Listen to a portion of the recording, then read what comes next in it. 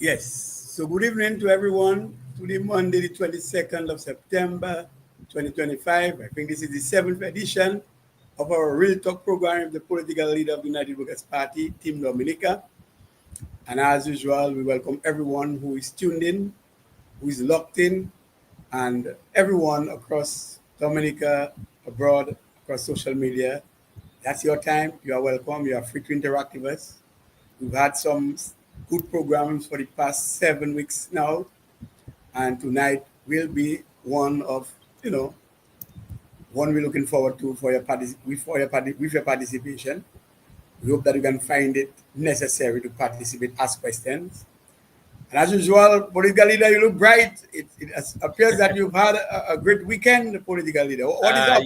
Yes, fairly restful one. Well, actually, it wasn't quite restful because I spent the entire day Saturday on the field, on the ground in the Pebush and Kalavishi area. Meeting residents, talking to people. So it was quite an exciting one. Probably because it was so good. I feel revived, energized. Yeah, it was a good weekend.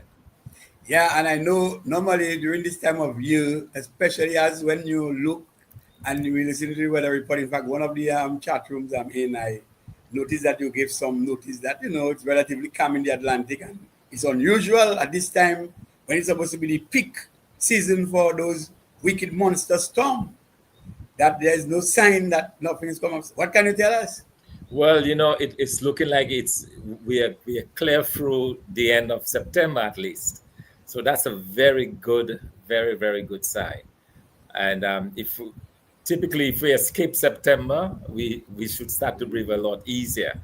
So fingers crossed, that could be one of those years when we have a fairly mild season because we've had, in fact, right now there is a storm in the Atlantic, Hurricane Gabriel, but it's just in the Atlantic. It's not impacting anybody, and it's just over the sea, and we are very happy for that.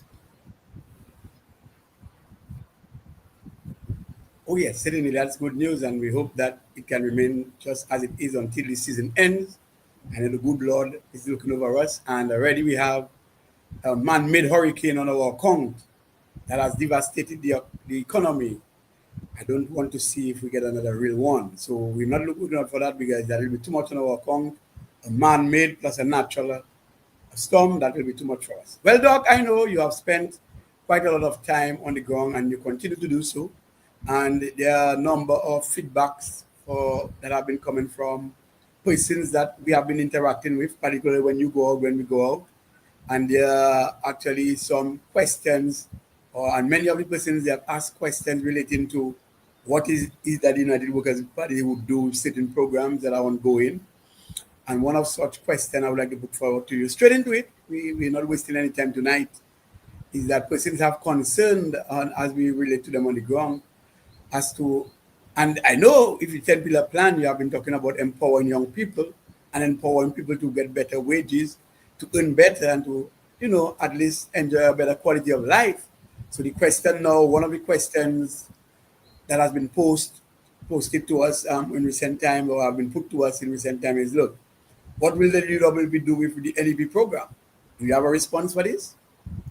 Yeah, absolutely. And even before I give that response, let me just say a very good welcome again to all of you that are tuned in to us. It is certainly great to have you and great to be with you again on this edition of Real Talk. And just remind you, our listeners as well, so that we are live on YouTube. So if you go on YouTube, on the United Workers Party channel on YouTube, you'll find us.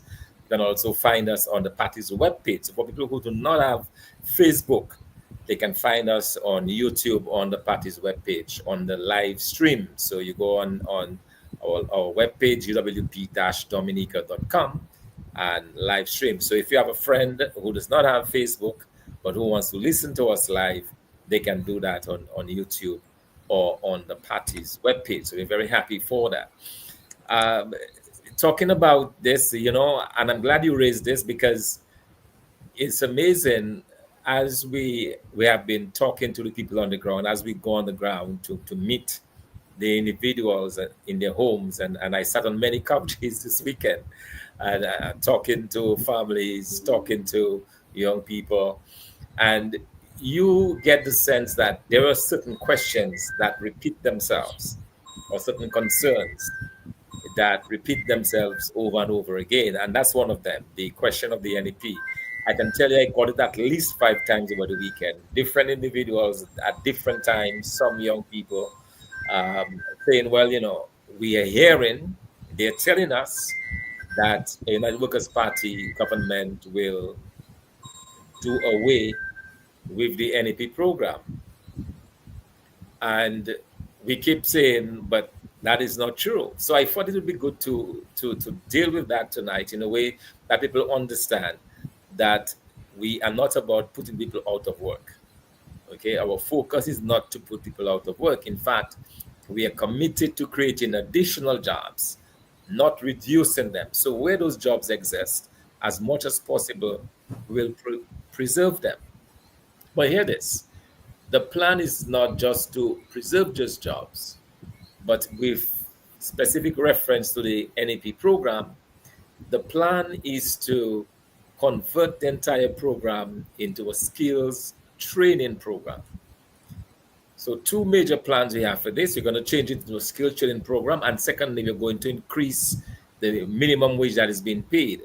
So for example, the average NEP worker makes anywhere from 900 to 1,000. Some make 750, some make 1,000, but most of them are about averaging about probably 900 to $1,000. They have said repeatedly that $1,000 is below the threshold, that $1,000 is not a livable wage. So that's the starting point for us. Increase that wage to ensure that we are at least at $2,000.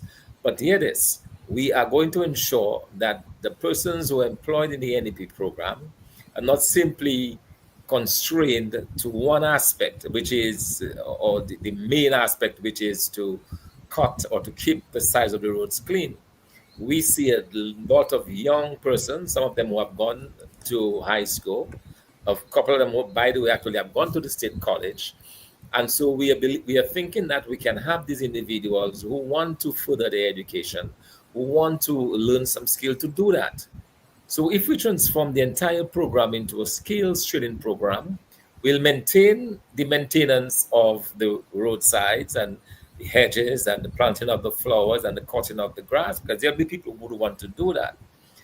But a good number of persons who are currently within the NEP program would be better suited for skills training. So we'll ensure that these individuals are able to get the training that they need, learn a skill, and ultimately graduate. Because what we plan as a larger part of supporting the NEP program is to increase the size of the private sector. And last week, we spent a great deal of time talking about that, how we are going to grow the private sector so that these individuals who have been trained will have avenues to move on to. Okay, so that is how we view this. By no means will we get rid of the NEP program, and I'll say it over and over again.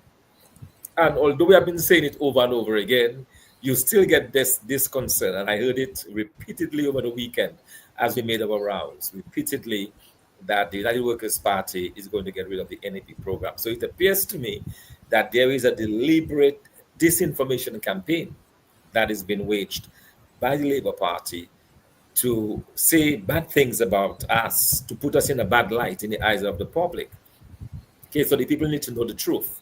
We are getting it straight from us that we will not, and I'll repeat it for the final time and for emphasis, we will not end the NEP program, but we'll transform it in a way that it provides a higher paying jobs, but it also provides additional opportunities for the young people so that they get a chance to migrate out of that program to go on to better things, to go on to better jobs, to go on to the private sector and so on. So that is the plan that we have for it, and we believe that we can work this. We have been thinking about it, we have been strategizing around it, and it's something that we believe that we can offer to the people of Dominica. Well, I'm very happy that you have clarified your position as leader of the United Workers' Party Team Dominica with respect to actually sustaining those jobs, maintaining those NEP jobs. In fact, let me just remind the listening public that during the time of the United Workers' Party, when the United Workers' Party came in office in 1995, they met what you call a purpose fee, which is about what which was given to those who, unfortunate brothers and sisters, $75, and that was opted to 100%, which means that from $75 to $150. At that time, purpose fee, that was sort of bringing out a bad connotation, and then the name was changed to social program. So from since 1995, the notion was that people had to be empowered, and we saw it necessary as a party, as an administration who was governing at the time, that as the cost of living goes up and as you experience inflation, then you'd expect high prices and things don't remain the same. And so it was in the best interest of the government at the time, and the government on behalf of the people, to raise the purpose fee, as it were then, from $75 to 150 $50. And so that I can count on, and I know that you are serious about that. But in addition to that, there is that $300 again. And by the way, let me just say it is a deliberate campaign by the Labour Party, going up there to let people think as if that when we remove this Labour Party, then these things will be no more. That is not true. That is not true. In fact, I'm happy that you have integrated the skill set aspect of graduating people, of bringing a sense of value to people so that people can move from one step to the next. And also to the concern some other persons have as well as we're on the ground is that, look, while we're concerned about the NEP, how about some of us who are elderly and we are receiving a friend of us per month by the Social Security? What are you all going to do about that? So all of these things need to be clarified. So I leave you with this question now.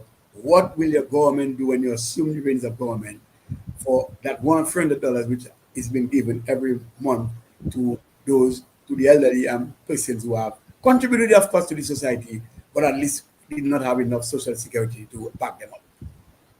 Yes, so indeed, and that is a unique feature of, as you rightly pointed out, so we have a number of persons in Dominica who never contributed to the social security scheme. A lot of farmers, remember, Dominica was once a thriving farming nation, if you like, and you have hundreds, if not thousands, of individuals who farmers who probably do not have social security. So now they can no longer work the land.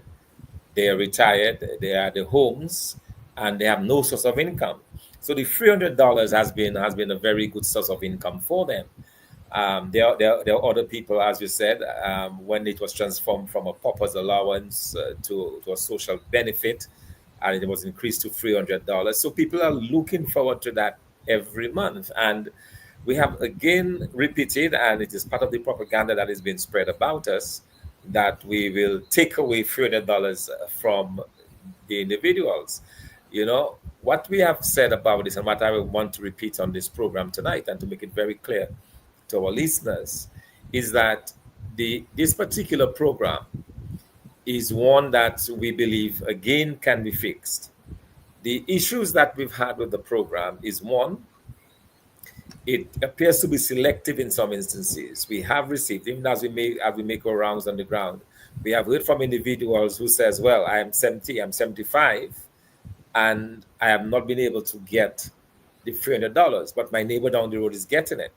So there seems to be some kind of selectivity in the way that is done. So we'll do away with that selectivity. Okay, and the way we plan to do away with that selectivity is to ensure that we have a fully functioning social welfare program or system in place that will deal with those issues, so that persons are rewarded on the basis of need. And again, the $300, we have to take a very critical look as to whether $300 is really making a meaningful difference in the lives of individuals, given the fact that, when you consider the light bill, the average person probably pays $200 a month for light. Food items are extremely expensive. So that $300 does not go very far. Okay, so we are committed to reviewing that level of support. And again, the idea is to make it in such a way that it is targeted, so that only those who are in need will receive it, but those who are receiving it will get enough to be able to deal with whatever their circumstances are. Now, we can only do that if you have a well-run, well-oiled, well-regulated social welfare system. And that is where we're creating additional jobs for the young people. So we're talking about social workers. We are talking about persons who are able to do counseling, and those in that area of social work.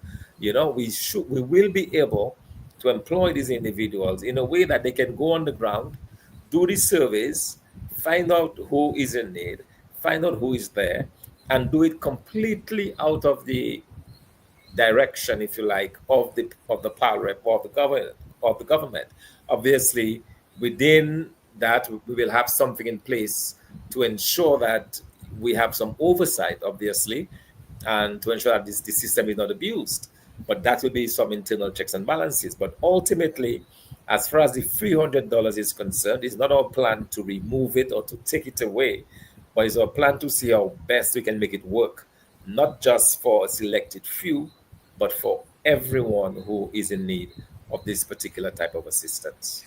Yes, so one can well understand the importance of doing what they call a needs assessment. It is very important, and I think that's one of the best instruments that you would use to measure and gauge whether or not persons need it. And I'm happy that you're able to at least clarify tonight that no one will be upset. You're getting your stuff ready, you're getting your stuff, but I'm sure there are persons who obviously will need more based on their circumstance, and that needs assessment will be able to justify whether an expansion is needed. We're not talking about reduction. But interestingly, you make that point because up to yesterday, I visited a particular friend within who's a catchment area.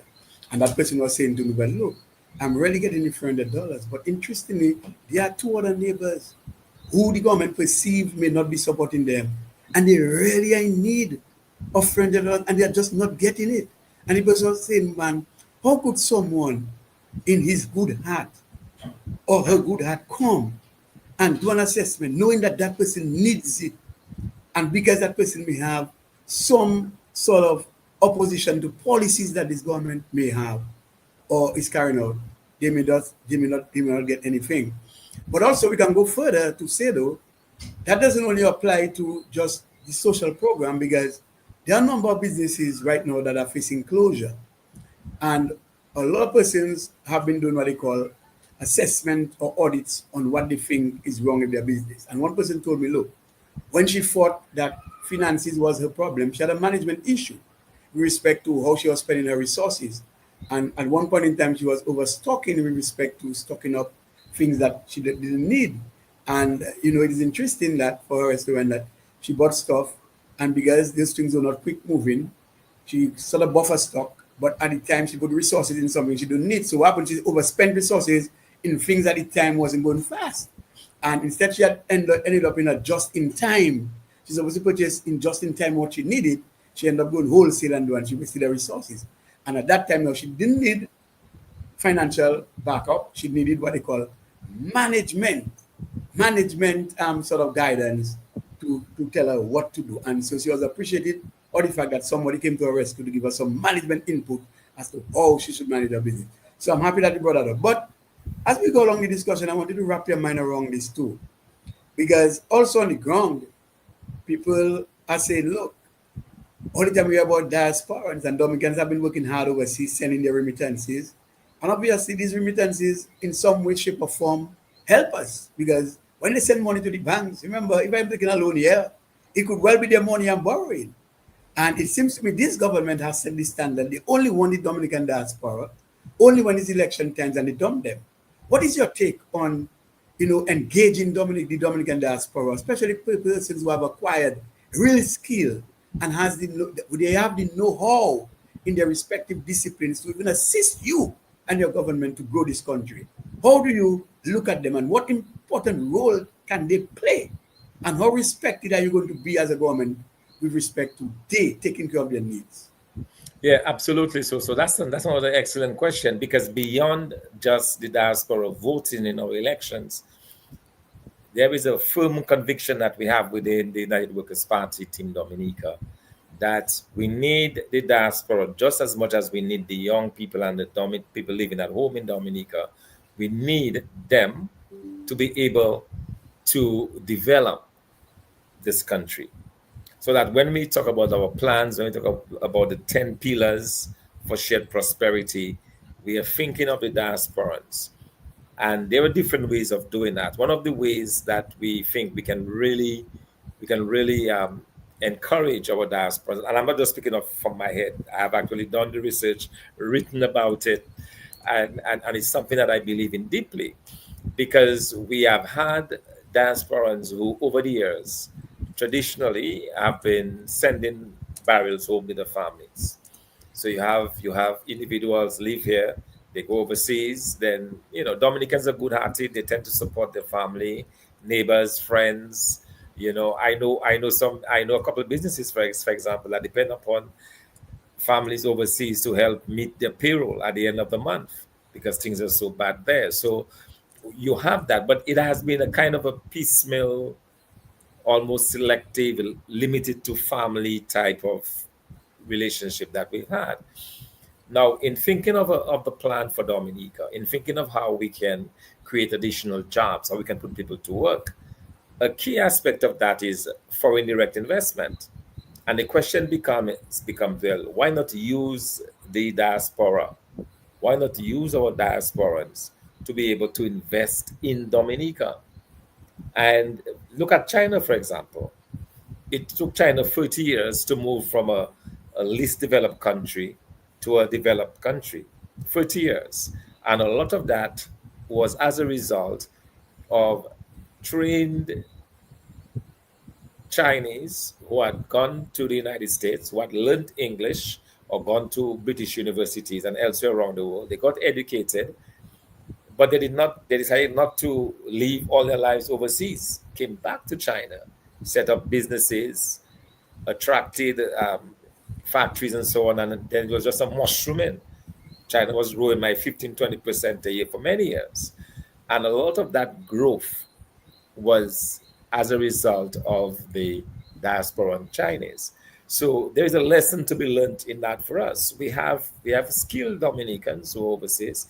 We have Dominicans who are earning very good money, some of them. We have Dominicans who are entrepreneurs beyond the professional class of doctors and lawyers and so on that we have in the diaspora. You have business people, you have individuals who have made good for themselves and so. So then the question becomes, why not use these individuals? Why not use these individuals in a way that they can contribute in a more meaningful fashion to Dominica? And that is where diasporans investing in the country, providing foreign direct investment becomes critical. And the question is, why not do it? So a key part of our 10 pillars is to encourage diasporans to invest in Dominica. And they can do that through partnerships, for example, so that if one person doesn't want to take the risk, they can spread it. So you can have, for example, a group of 4 or 5 people coming together, joining their resources and investing, say, in a water factory, investing in a manufacturing concern to make flour, different things. But we believe that there is a place and a role for the diaspora and Dominicans, and we'll be actively seeking them out as a government. We'll be actively seeking out the diaspora to come back to invest in Dominica, put the money into our country, and help take us to that other level. Yes, and very interesting. Well said. And just an extension to the question just asked with respect to the Dominican diasporans, living in different parts of the world. Sometimes, some people feel that they have worked hard overseas, they have had enough of the cold weather, and then they work relatively well to ensure that, they can come back to the tropics, particularly the native land, Dominica, probably elsewhere. And let us speak to Dominica because that's what we're talking about. And that's the country you are going to lead. That's the country you'll be prime minister of in the next couple of months or the 2 years to come. Elections are constitutionally due in 2 years. We are enough an election possibly, but at any time it is called, the Dominican people certainly will have you as their prime minister. And Dominicans have been complaining that when they come back, they will bring certain goods and they will get duty exemption on certain goods. And some goods may have a little balance down there where some taxation may be still imposed on them, knowing that they are returning for good and to live and to invest, as you rightly say. And I know the 10 pillar plan, of course, has been addressing the whole question of, reducing duties or levies on Dominicans. Will the duties that we have been talking about apply to this aspect of it where returning Dominicans can certainly be assured that they will be enjoying part of that pie or tasting part of that pie of tax reduction. Yes, absolutely. So that's the whole idea. As we encourage more diasporans to come, then there's certain things that we have to take care of. One of them is just that, the high duties. In fact, there are still people who complain that when they try to come back into Dominica, they have any issues in terms of getting their personal effects. Although there's legislation to that effect that allows you to bring in your personal effects, but some people still find that they have to pay duties and taxes, and the frustration that there is. I was talking to a couple recently that said, they're having that issue. you know they were trying to come back and so on, and then they had this container, and they were being asked to pay taxes, they were being asked to pay all sorts of fees and so on. So we have that issue, and we have to ensure that there is a seamless coming back, so that persons who decide to give up their lives overseas and to come back to Dominica to contribute, to start businesses, or just to retire, they should have that seamless re-entry into our society. So we'll have in place a task force that will have the responsibility of ensuring that those issues related to the diaspora are ironed out. You see, so we don't want to leave anything to chance. Where we believe, as strongly as we do, in the role that the diasporans can play in our development. We want to ensure that they have this ease of entry back into Dominica, that they don't have the kind of hassle and the kind of issues that we are hearing about. And that's why it is so good, again, for us to be on the ground, because when you go, people are telling you those things, certain things that you're not even aware of, but you have been told. So, they said, okay, well, one person says, well, they said we, instead of paying 40% tax, we end up paying like 20%. I'm like, why are you paying? It should be completely free, because you're coming back to offer yourself. You're coming back to do a service to this country. Why is there that punitive measure against you? And so that is something that we have to look very carefully into, because you always have to weigh the potential loss of revenues to the potential gain. Now, bear in mind, these are individuals who would not necessarily have to come back. We didn't necessarily have to come back. We were not That's correct. bound to come back. They decided to come because they want to contribute to the country, and yet they have all of those hurdles to clear. So what you want to do is to make it as seamless as possible. In a similar fashion for businesses, you want to ensure that you have a one-stop for business, that all of this trouble and problems that businesses get to start up, that these can become a thing of the past. Because what you want is, as people come in, they know where to go, they know what help is there, they know what is available to them, and they can access those and be able to contribute almost immediately to helping develop this country. And that is exactly what we want. That is what we are pushing for. Yes, and so this is Real Talk with our political leader, Dr. Thomson Fontaine, and we are here every Mondays to ensure that we bring, some of the, information that is needed to inspire you, to bring confidence and hope amongst the Dominican populace and the wider public as well. And so, we ask you to participate. I mean, you can post your questions and they will be certainly taken care of. The appropriate responses will be given. One guy saying, so I don't know what you all guys are doing on the ground, but we have to be very, very aggressive. We have to be very aggressive. Don't play with the serpent. We know that for sure. And we only pray and the serpent does disappears. We know that. Prayers are strong. So we just pray and the serpent goes. But Doc, I have two text there messages. And I got one from a student who has been studying overseas and has completed. Unfortunately, that student saying, since I'm growing up as a child, I've been hearing that the United Workers' Party has been the education party. And I know at the time you all were in government, my parents told me that you all had given a lot of scholarships, including 10, 20 students who went to study in Cuba in medicine. And some of the Labour Party members were concerned about what are we going to do with all of these doctors? But today at the hospital, we do not even have many more doctors. And if we had those doctors, the Dominican would be thriving. One just want to know, will the United Workers' Party, because she's saying she's not graduated yet, she's come back because her fees are not paid. She has not received any certificate. So she's asking now, will the United Workers Party send people to study when they know they don't have the money to pay the tuition fees? Because she's concerned about, going to a school for 3, 4 years, come back, don't have a paper. She cannot even be certified about her academics. What is that about? What is your take on that, Doc? It's dirty. I feel, let me again extend, heartfelt, uh, you know, feelings, if you like, for this individual, and not only her, but others like her. And we've had countless examples in the past and even currently of students being stranded, some having been forced to come back to Dominica, others been put out of their dorms because the government of Dominica did not live up to its promise. And that to me is extremely sad. Imagine you are out there and as a young person and you have been given a promise by your government and it turns its back on you.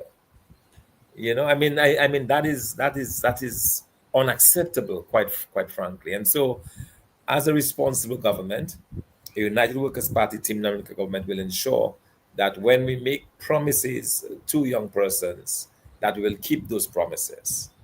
And when, for example, I was a student here in Dominica and I wanted to go to study, I was given a scholarship by the government of Dominica, but I was told to come back after my studies and contribute, and I was bonded, and I had no problems with that. And in fact, I'm happy that I had that, because that was my incentive for coming back to Dominica. Well, not an incentive, but that it forced me to come back to Dominica. But it's probably the best part of my life, because I was able to contribute so significantly, I believe, to my country. So we have to probably encourage that kind of thing again, where people, we guarantee you that we will support you for your studies, but we also ask that you give us 2 or 3 years. Okay, and that it does not have to be exactly on finishing, but at some point we'll probably give you probably over a 7-year period, you have to come back for 3 years. Okay, so that if, for example, you just finished study and you get an opportunity that you want to pursue to get some experience, it's okay, you get it. But at the end of the day, you remember that you have to come back at some point within the specified period to contribute something to Dominica. And so that's how we want to take care of this problem. So we believe in educating our people. We believe that there's a role for government to do that in that regard. But if you're going to make a promise to the young people, then you have to stick to that promise. You have to ensure that these young persons are not embarrassed, they're not put out on the streets, they're not forced to come back in shame to Dominica, but that when you offer them something, that you stick to it. And that is something that we have to ensure. And that is something that we have to push. And then also, we've spent as a country literally hundreds of millions of dollars to educate our people. At the end of the day, the question is, are we even getting the value of that spending in terms of their contribution? So you have to think of creative ways to actually do that, and then, for example, probably somebody might get a great job. They say, well, I don't want to come back, but I could pay off. I could make a contribution, a monetary contribution, instead of coming back. So there are different ways that you can tackle this particular issue. But at the end of the day, what you want to do is to ensure that when people are sent to study, they have that peace of mind and the studies are not interrupted. They can sleep well at night. They can focus on getting good grades and focus on developing themselves and hopefully offering themselves to the service of the country. Yes, so the person is saying, well, this response, I'm appreciative of it. And the other question I had to read from you is one of these, I'm a student at the Dominica State College, and I'm just asking Dr. Fontaine, when is he just coming to visit the State College just to greet us? Because we'd like to know him. We are hearing about him. We are following him on Facebook. We are seeing all of his social media programs. We are receiving the education he's giving respect to economics, but we would really like to interact with him for a little while. So, Doc, maybe that you cannot promise on air right now, but I think what the student is saying there exactly when are you coming to say hello? So you will No, I respond. would absolutely love to do that. I hope the school administration is open to this and would allow it, especially as a former lecturer there. myself, although it was not the state college at the time, it was sixth form Six college, from college, same thing. sixth form college. But there was a time, for example, even when I was at the IMF, when I come down to Dominica, I would go and do guest lectures or with the students and so on. I would like to do something like that. I would like to still be able to contribute in that way, but also just to, as you said, just to visit and probably share some ideas, hear from them again, because after all, these are the brightest that we have, currently at State College, and it would be great to interact with them. So if that can be arranged, we will have to explore this, and I hope that is possible, because it would be great to not only talk to them but also to hear from them, hear what they think about this country, hear about their dreams, their hopes, and the challenges that they have, and see how we can what we can offer them, and that would be something certainly we'd like to pursue. So the person who has asked this question, if they can in fact give us some more information, also on our end will make inquiries of the administration there and see how we can work this out. But that is something I would absolutely love to do, to be able to Yes. with the young people of State College. Yeah. So, Doc, just like how you had a minister who said Dominica is always last in everything, and I know that with this 10 pillar plan, that I believe we can be first in everything once all of the technical work is done, the technocrats get at work and to set a proper framework, policy framework, and to get into actually developing a serious plan, executing the plan, monitoring the plan, and to ensure that corrective actions are taken where applicable. Doc, in recent time, it hurt me because it hurts when you can have a leader of a country who always seems to want to cry down his own. And I'll give you an example. The public works, which is the maintenance arm of government, or used to be, I don't know how much it is now, the maintenance arm of government. I know it used to be very much that in the time of serious governance of this country. And some time ago, public works did some road, and we heard the leader of the country actually criticize them openly and said, look, putting money in public works is like putting money in a river. In recent times, public work has undergone some sort of, platform for tennis playing on High Street. And you had some collapse of the surface, or the surface started to sort of crumble and so. And again, they were openly criticized. But even before this, we have right now the grammar school is under construction. It's nearing completion. And we want to, thank those who were involved. And it looks like a good project, although some people say view it as a prison. And some time ago, a roof, some part of the one of the buildings, a roof collapsed. We didn't hear the leader criticize it because these are foreigners, there is a foreign contract. This is. And we didn't hear in the same vein that the leader was so furious and upset about the collapse of the roof. Doc, a question is asked to you. Will your government respect persons who have acquired skills and do due diligence with respect to doing an audit as to what is required, especially when major projects are going on, so that you sought local expertise and what, of course, it can be integrated with what they call foreign expertise. So, an example, as the person was saying, let me get it right. Like, for instance, a lot of trucks came in Dominica. Don't you believe that an audit should be done to know how many trucks are available and what is needed until the company is going to build? Well, look, you intended to bring 100 trucks, but we have 60, it does bring 40. So the person is asking, will your government look at that issue? Because it's a serious issue. When we earn as Dominicans, the money is circulated back right into the community, into the Dominican community, to boost up the economy. Most of the foreign agents, when they draw, they get their money, they send it back. It is repatriated back to their country. So they are asking, this person asking, will you respect the skilled persons in the country and to have them provided the due job that they so deserve?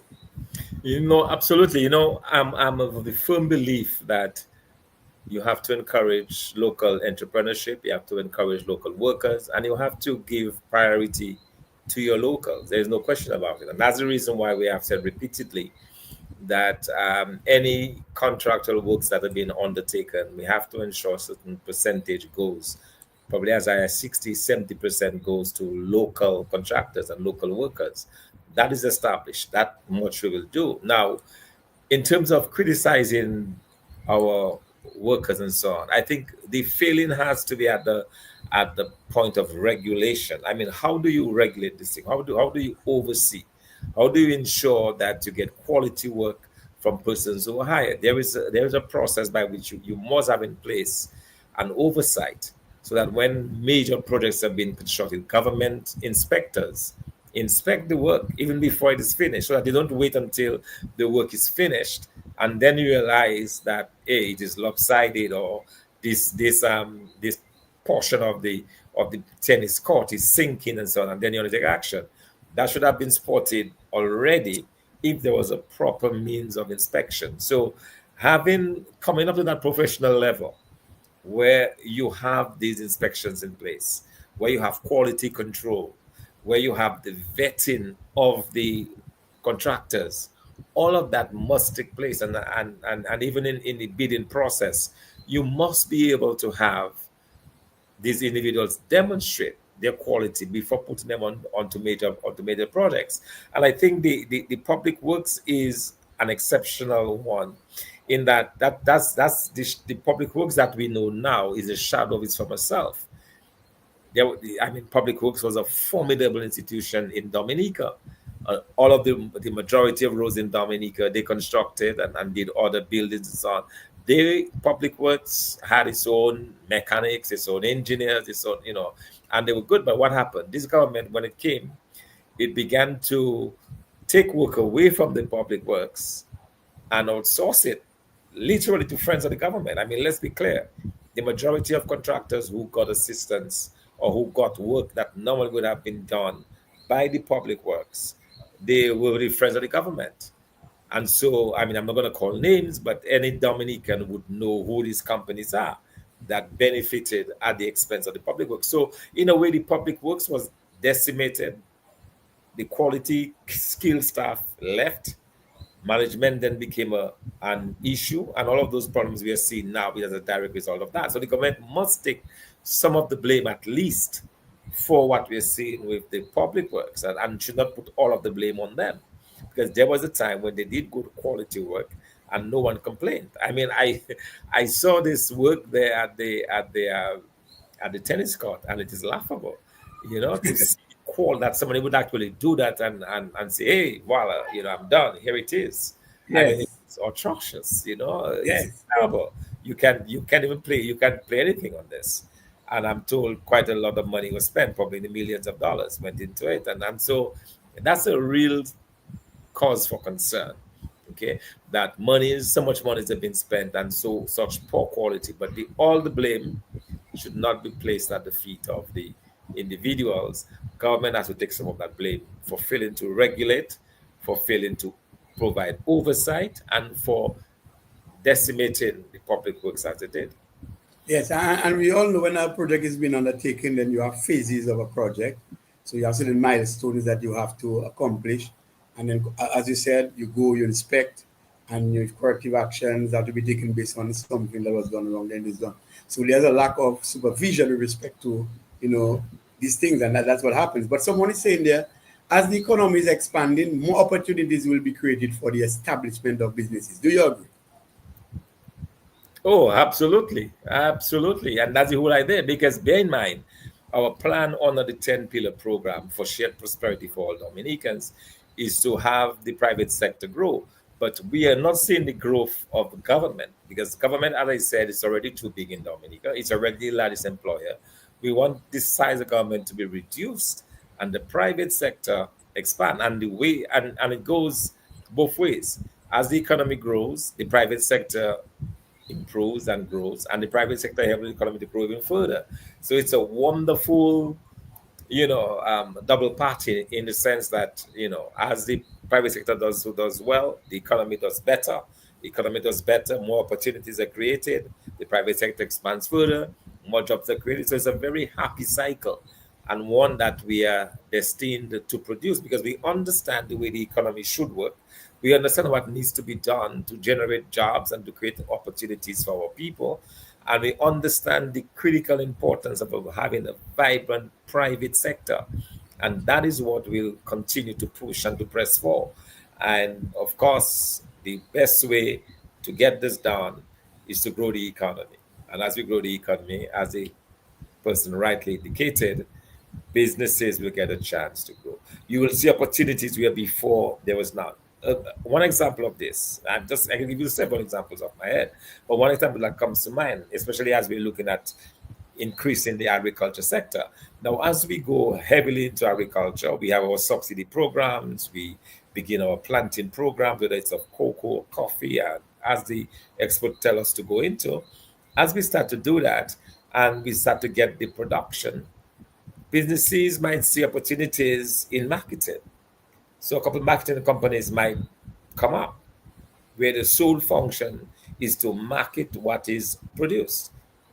You might get, for example, young people coming together and starting a marketing, not a marketing, but a consulting company that can do advertising. All right, you could have we could have additional shipping companies coming on stream. That's just one example of different companies that can be set up around just agriculture. So imagine that being multiplied not only for agriculture but for manufacturing and essential oils and all the other areas that we intend to focus on. Then all of a sudden you're beginning to have all of these businesses being established, the jobs being created, and young people getting employment right here in Dominica, which is our ultimate goal. Oh yes, and there's a question that's coming on there. I think I can answer this one, and then the other two, you will have an opportunity to respond. Where can I learn more about the Constitution? What I do know is that if you go right now to the Dominica Printry, you can actually source, certain laws that you want and buy, purchase your law book or some laws on the Constitution or aspects of the Constitution. You can even go online and download certain Yes, aspects it's online. There are copies on online, so you can online, actually do that. on the government Yeah, website. you can You can go actually to do the that. government But of one person Dominica is website. that's correct, government It's website. But one person yeah. though was asking there, is civics being taught in school? And you'll answer that. And also to, if you remember this one, is there any program to teach young persons how to market Dominica culture to Dominicans and visitors? Because it is very important. The Notwithstanding we have the World yeah, Creole Music Festival, but after the festival it's just a no-no. How do we continue yes. to market our culture? Yes, it's about ensuring that the young people, especially young persons who have maximum exposure when they go overseas, like our athletes, our footballers, our volleyballers, our basketballers, our track and field persons, our cricketers. These are the young people. These can be excellent ambassadors for your country. All right. And I do agree that there must be some kind of training or some kind of, not necessarily training, but some kind of orientation. So that if you have outstanding cricketers or outstanding basketballers, people who at some point will be out there, you should be able to orient them in such a manner that when they go outside, they can promote the country, and that should be a given. Now, on the question of civics, my understanding is that under this change that has just been announced by the government of Dominica in the curriculum, they're beginning to introduce some of that back into the schools, and that would be excellent because you remember. So when we went to school, I think you did civics at school, right?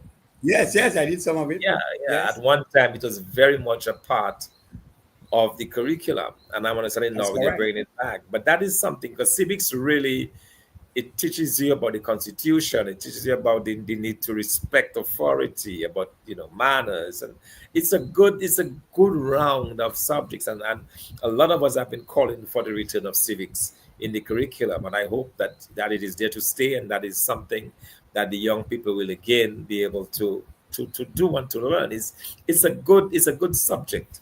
It's a good subject to help our young people, to help our young generation.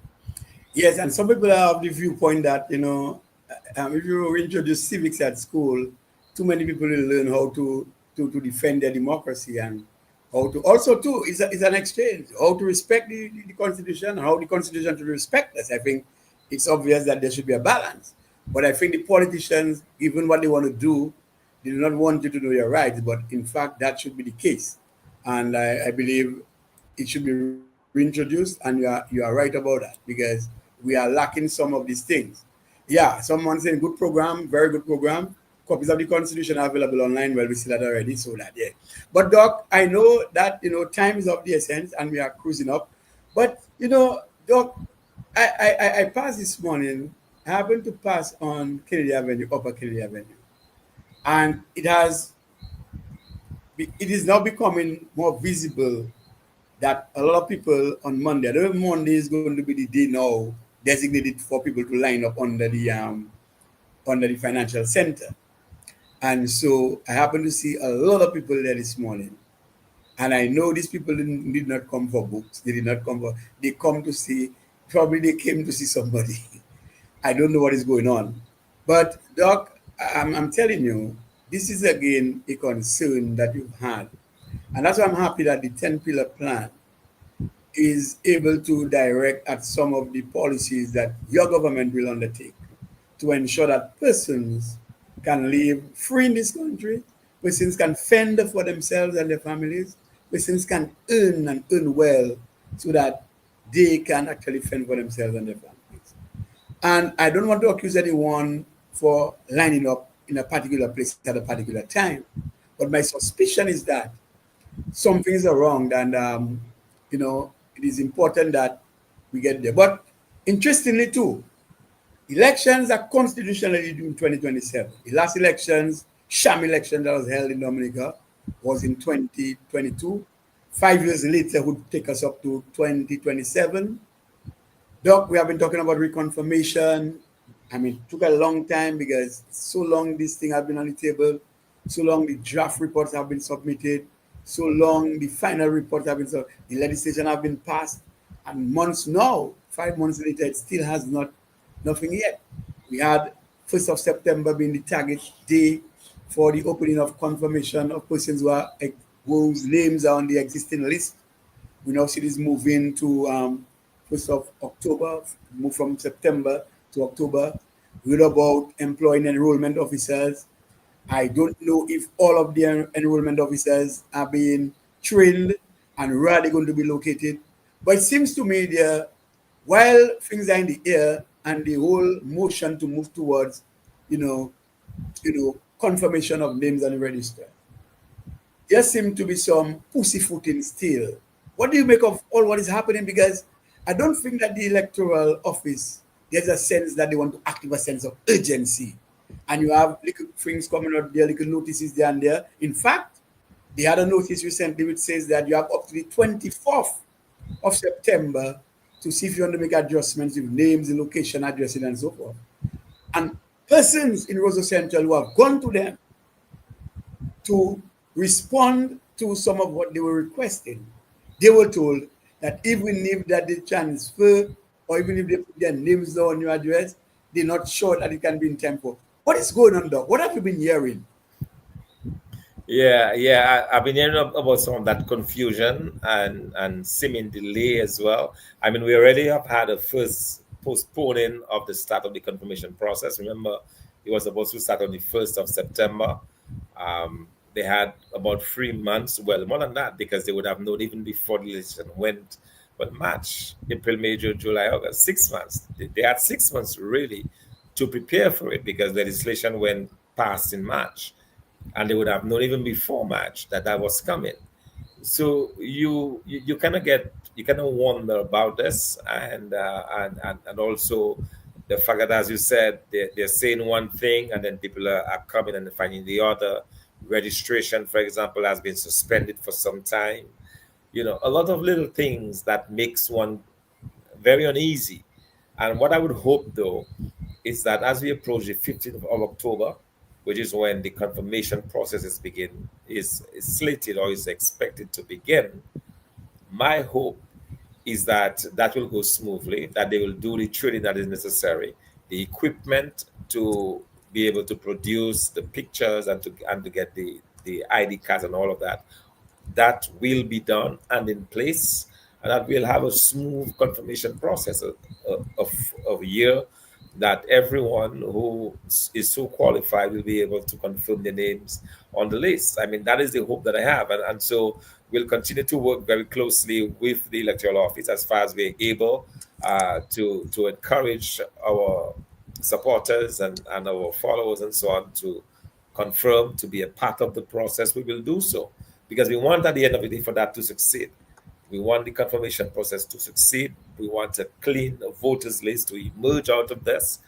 and we want some semblance, some kind of electoral reform. We did not get all what we wanted, but we are hopeful that we'll at least get a clean list out of that process, and the voter ID cards, and Yes, access to DBS radio.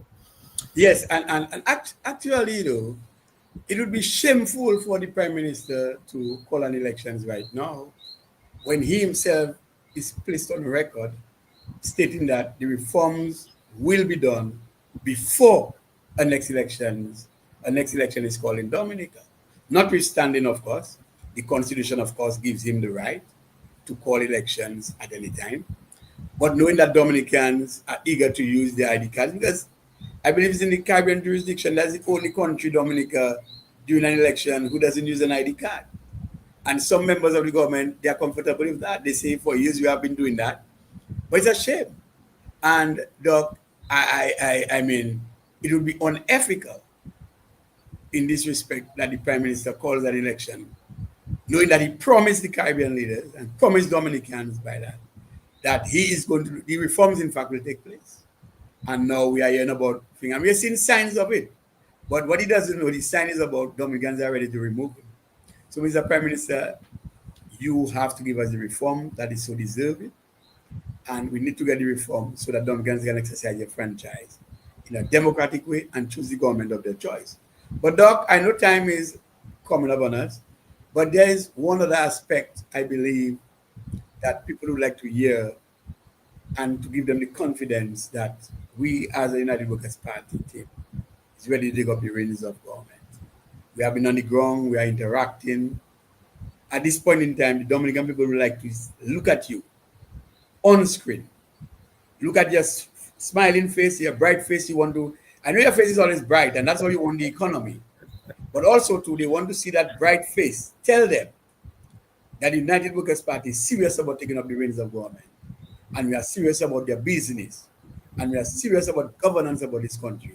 And that we are ready as a party to take the reins of government into constructive development of our people and to constructive economic of people in this country. Are you ready to testify before the eyes of many people there tonight that your United Workers' Party team Dominica is ready to carry out the duties that will be mandated upon it to govern this country? So not only are we ready, but it appears that the government is anxious to hand it to us as well, because That is that we're is so true. hearing That about is so true. snap election, which would That is so obviously true. hasten the time. Once we That are is so true. once we are disciplined enough to wait the 2 years, if they want to give it to us earlier, by all means, we'll welcome it. Because I believe one of the things, we started by talking about the feedback we're getting on the ground and some of the common questions that people are asking. But in the midst of all of this is the view by many people that we need a change of government. Even the labor rights tell us that. Even people are saying that they're fed up. Because they're not seeing a way out of the current economic demise of this in this country. Then they don't believe that this government has the ability or the knowledge or the capabilities to be able to transform this country, to provide the kind of good paying jobs. They tried to provide jobs, and see what they created. They created a program that underpays people by as much as $1,000 a month, which is the NAP program. They tried, but they are just not capable of doing it. So, and that's the reason why we are more than willing to come in and fix those issues. So we'll fix the NEP, we'll fix the social programs, but more importantly, we'll fix the economy, because as we fix the economy, we are guaranteed to create jobs. We are guaranteed to create livelihoods. We are guaranteed to put monies in the pockets of the Dominican people. And so I'm making no apology for this. I'm making no apology for wanting to put money into the hands of the Dominican public. I want our people to prosper. I want the Dominican public to be able to prosper. I want people to be able to live good lives. I want the people to be able to have the money that they need to spend. And the only way that can happen is where you have good paying jobs, We have a government that is engaged, a government that is committed, a government that knows what it is about. None of this exists within this current government. And that is the reason why more and more people are telling you, persons that I would never in 1,000 years confess, hear them confess that did not vote in this government, they are now confessing that. And so it's a good time, I believe, for us. We just have to continue to keep our focus, letting the Dominican public know that we are there for them. It's not just about bashing government, but it is more about presenting to the Dominican public what we are able to offer them.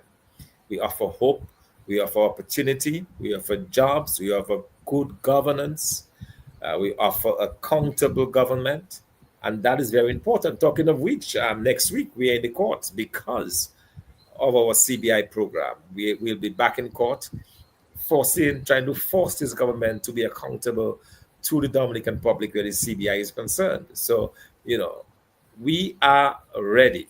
We are ready to form this government. We are ready to work on behalf of the Dominican public, and it's really exciting to meet all of these people. Let me just say a big shout out to the people of Calabishi and Pebush and Benz in that constituency. All of you guys who welcomed us over the weekend. It was truly awesome to be there and just to share, and to listen to your concerns and so on. For those of you who welcomed us into your homes, again, a big thank you for that. And that is great.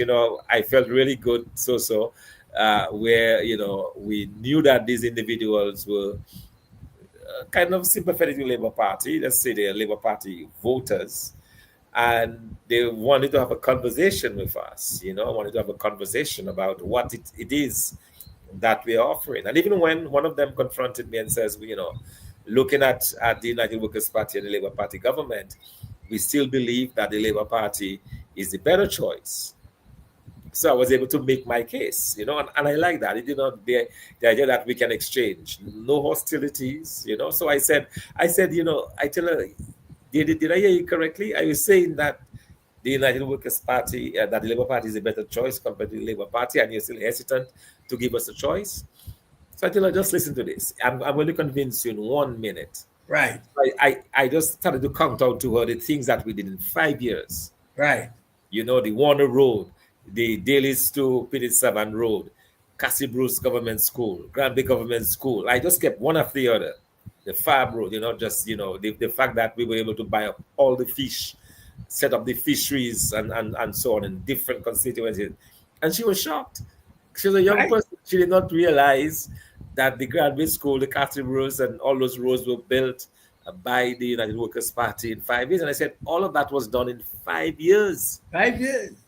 Your government has been there in 25 years. 20. So 20 plus. In other words, 4 times plus 5. 5. And they have not been able to do a quarter of what we accomplished in 5 years. So I tell her, so that was my convincing speech too. And I think that when you begin to talk to people like this, their eyes begin to open. And that's the reason why this government is so bent on spreading this propaganda. So people say, well, yeah, that is true, you did, but you want to end the NEP, but you want to take away our money from us, but you want to prevent us from coming, diaspora to come and vote. You see, they're putting all of those poison pills out there, hoping that the public will bite. And it's up to us now to be able to dispel these fears, dispel these rumors, and really focus on what we will do when we get into office. And so, like I said, if they want to hand it to us quicker than the 2 years, by all means, we are ready to take Dominica to that level.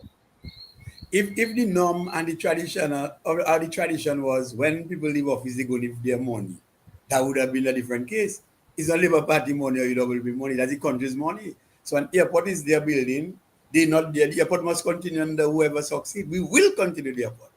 But I must say that we're out of time, and let me just say this was real talk with our political leader, Dr. Thomson Fontaine. We want to thank everyone tonight who has participated, asked questions, and the appropriate responses were given. We want to say to you that we continue as a United Workers Party Team Dominica to continue the nation, to continue to educate the nation and contribute to nation building. You can see based on the posture, on the different approaches, we are poised on getting things going forward. We are ready to govern. We are the bridge between you. We are the bridge between information to you and policy development so that we look at your best interest. You just have to make it happen. We have always said, help us to help you. So until next time, next week, Monday, God's willing, we'll see you again. Do have a happy night rest. And let me just thank again our political leader, Dr. Thomson Fontaine, on this program, Real Talk. Doc, it has been a pleasure to have you again. A very good night to you and your family.